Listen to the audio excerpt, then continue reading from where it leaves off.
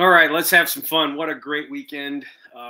Masters, I binge watched the Masters, the coverage, the pre-coverage, the talk afterwards, live from is maybe my favorite thing on the planet. I love the debates, the discussions. Was yesterday great? Yesterday being Sunday, was the final round great? No, it was predictable. But it wasn't great because there wasn't a lot of fireworks, right? Go back through the history of the Masters and think about what Sunday afternoon used to be with roars from all over the back nine. And a good friend of mine and I used to say, the saying is the Masters doesn't start until the back nine on Sunday. And we kind of jokingly rephrase that as the Masters doesn't start until the front nine on Thursday. Obviously that's true, but the reality is it's a 72-hole battle now. But arguably, I titled this episode Scottie versus Tiger because I want to talk about that. Arguably, the Masters is now over at the Champions Dinner, which is Tuesday night. I don't know who can beat him, particularly at the Masters, at Augusta National. For those of you maybe new to golf or just getting up to speed on the majors, and that obviously it's the only major played on the same golf course. But it was designed from the very beginning, even when it was less than 7,000 yards. It was designed as a second shot golf course. It was supposed to be focused on, back in the day, it didn't have rough. A lot of people don't even know that. When I was a kid, I was enamored with that fact that they just mowed everything the same. All the green stuff was the same length because it was designed to be hit your tee shot in play or best you can do. And then the challenge was from the second shot on. And the only reason that changed is 1997, when Tiger ran away from the field and made a mockery of it. Well, a lot of people don't know the tree line to the right of 11, to the right of 15. Those didn't exist. Now, 11 is still 80 yards wide, so there's plenty of room to hit it. And obviously, we know that second shot with the water short left and the mounds and that short right, it creates a very challenging second shot. But again, second shot focused golf course. But the tree line to the right wasn't there in my lifetime. And the tree line on the right of 15 did not exist. And the reason it exists now is because Tiger, in the early years in 97, he didn't win in 99, but he won in 97, I think again in 2000, and then just kept rolling. But he was hitting it way right because he could hit it so far. He was hitting it so far. He could hit it basically up there kind of into 17 fairway or between the two, and there was no trees to block him.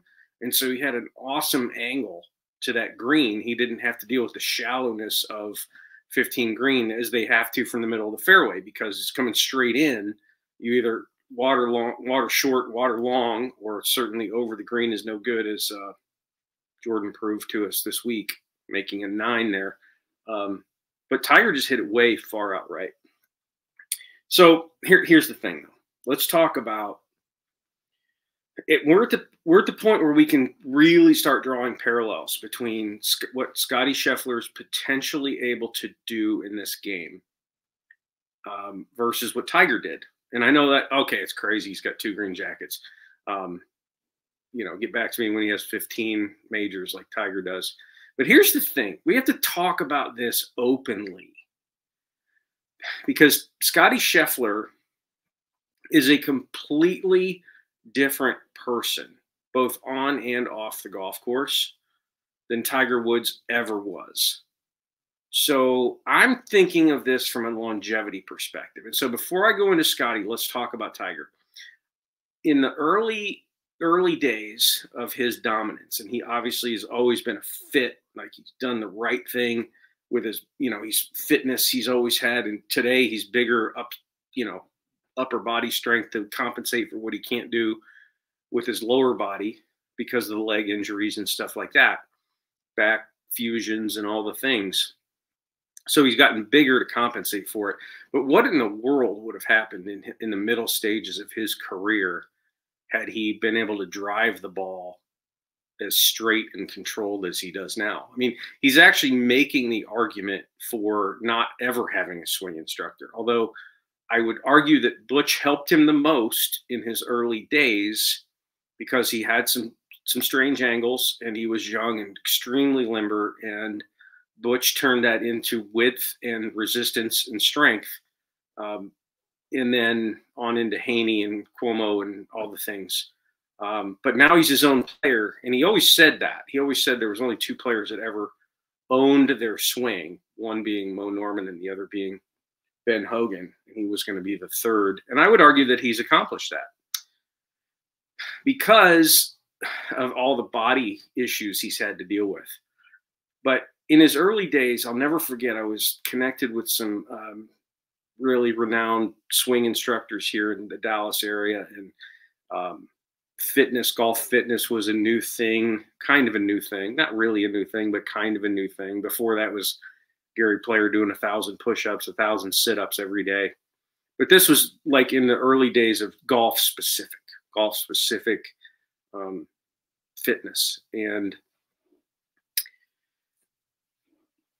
I remember this instructor specifically, Chris Owenby is his name. He's awesome. Look him up, Chris Owenby. I don't know his website, but Chris Owenby. Look up Chris Owenby swing or golf fitness. Chris Owenby golf fitness. You'll find him. He's been doing it a long time, but he told me back then. He said, "I promise you, Tiger Woods is not doing any like extreme strength and conditioning. He's not doing anything that's could potentially negatively affect his golf swing or his ability to move." And actually, come to find out, that's exactly what Tiger was doing. He was doing all the wrong things.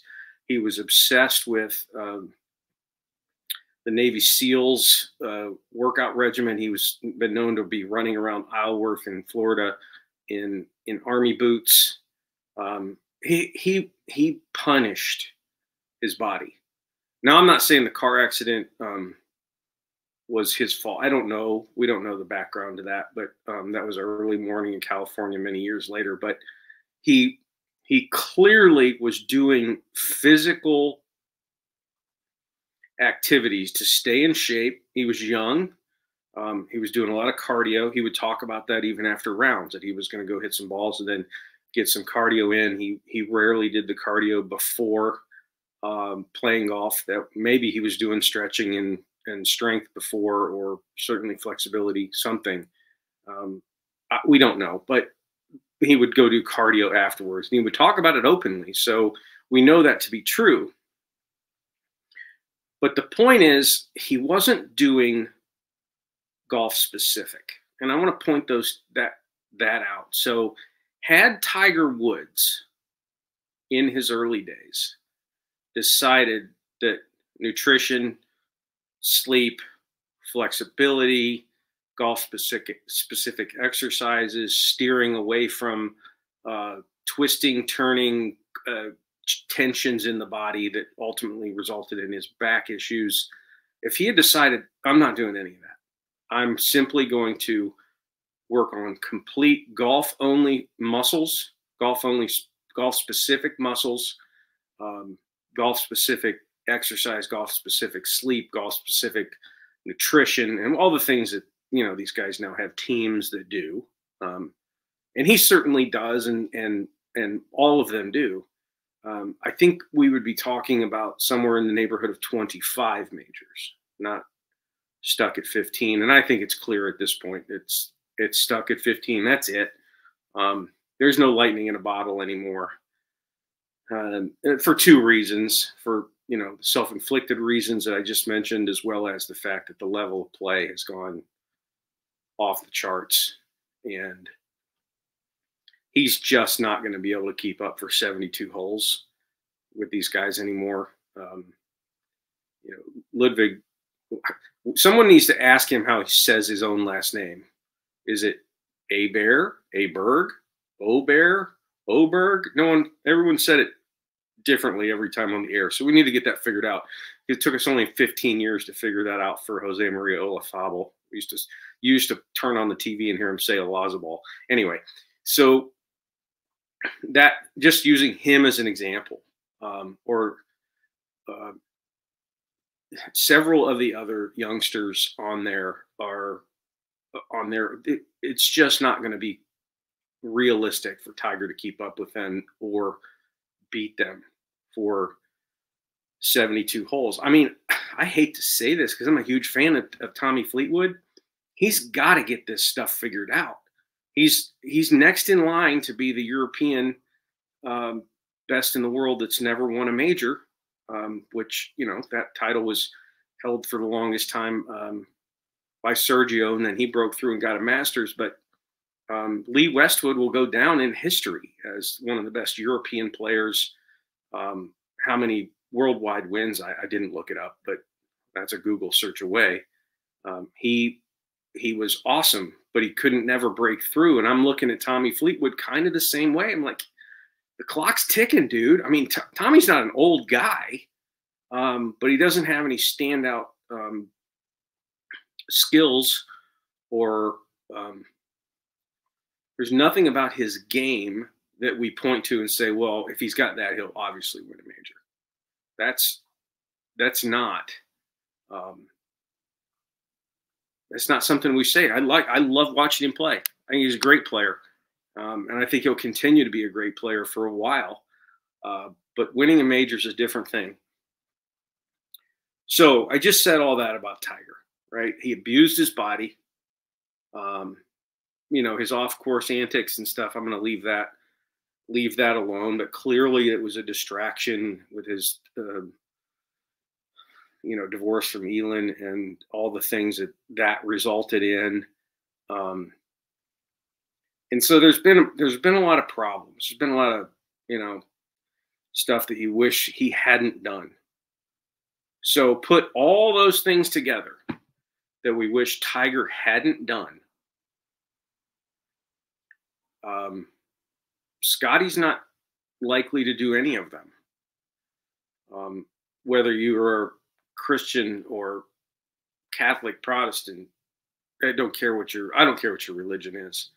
He's solid in his faith. That always brings stability to a person in their own belief. So he's very humble. He's very devout in his belief, and he's spoken openly about that. He did inside the press room this week at the Masters. So I'm not making this stuff up. You can go Google that, go to YouTube and find what he talked about and what keeps him grounded. And obviously his wife Meredith is about to give birth, and he had already said, hey, if she starts into labor early, she's not due for a couple more weeks, but if she starts in early, I'm out of here. That's grounded. I'm not going to get, these are not arguments against Tiger Woods. Tiger Woods, it's always going to be the debate. Who was the greatest player in the modern era, Jack Nicklaus or Tiger Woods? And I say modern era because it's hard to assess whether Snead or Hogan or Sarazen or Byron Nelson, we don't know. And there wasn't that many people competing back then. The tour was very small. They had real jobs on the side, and they only traveled and competed against each other. There wasn't enough money to be won to make a living at it. And I know this to be a fact. A friend of mine used to caddy for Sam Snead when my friend was in his teens. He was caddying for Sam in his later years, but there wasn't enough money out there. Sam had a real job. He was a club pro, and he used, you know, that to supplement his winnings on tour, and on top of that, you know, his gambling. And everybody gambles in golf. It's not a negative. It's just true. But hustling in side games is where, you know, they made their money. So it's always going to be Tiger versus Jack in the modern era as the greatest player. But Scottie brings something to the table that I haven't seen. Um, the humility, he talks about how he doesn't have a trophy room or shelves set up around the house with, his vases and crystal and that type of thing that he's won throughout his, early career here at age 27. Because he said Meredith would simply grab him by the scuff of the neck and say, "You're not, who do you think you are?" And he reflected that. He said, "I'm not defined by being a golfer. I'm defined by being Scottie Scheffler, and golf is what I do." And I think that brings a tremendous um, amount of grounding to the whole situation. And on top of that, obviously the guy's fit, he's tall, obviously strong, although he's not one of the longest hitters. That's another one of the things. I guess now we don't even talk about club head speed. We just talk in terms of ball speed. But he's a 175 ball speed guy. Some of them, a lot of them are 185, 190, and sometimes even can get up in there close to 200. So I guess that's how we measure things now. But it really doesn't matter if you're 175 and you can hit it as straight as he does. And then the iron game is just obviously off the charts. I mean, look at the second shot on 17 on Sunday, where that hole's cut. He hits it within a foot of where he was trying to hit it. He didn't make three there, but that wasn't the point. The only place you can eliminate, well, the perfect place to eliminate bogey from is where he hit it, knowing that right of that hole is bad. It's going to go down the slope and a tough chip to get up and down, so it's probably giving one away. But he's still 4 shots clear, and he hits a perfect shot. Again, within a foot. It had to be. It had to be within a foot of where he was looking. And my wife is, she's watched me play golf my entire life. Well, we started dating in high school, but that's when she started walking the course and seeing me play. So watched me play competitively, high school, college, and beyond. And she was taken by his demeanor after hitting great shots. I mean, the one into 16. I mentioned 17 to start, but let's talk about that approach on tee shot on 16. Absolutely perfect. Position-wise, he's hitting it exactly where he's looking. He knows where he shouldn't even have that much knowledge of the golf course. Now, I'm sure Ted Scott has a lot to do with that. His caddy's been out there a long time, one of the greats. So that's, obviously he's helping like guide. There were a few times though, Saturday and Sunday, I think Ted missed what they call the juice out there. I think Scottie was a little amped up, maybe a little adrenaline, and flushed a couple of irons that were clearly at least a club long. So they'll figure that out though. But even with those quote unquote misses, which are right where he's looking, going right at his target, just long, because he's hitting it harder than he had planned, or the adrenaline just takes over and flushes one and it goes further. But if Scottie Scheffler continues to take care of his mind, take care of his soon-to-be family outside of just his wife, which he will, keep in mind his faith. And then I think, as I mentioned earlier, one of the areas I think Tiger went way off the tracks was way too much non-golf exercise, way too much non-golf body punishment. I don't know if Scottie's a jogger or runs or anything like that, but we all know if you follow the game, you get all the advertisements and stuff like that. He's very much into golf-specific exercises, strength and flexibility, turning and pulling and pushing with the muscles that he wants to use in the golf swing.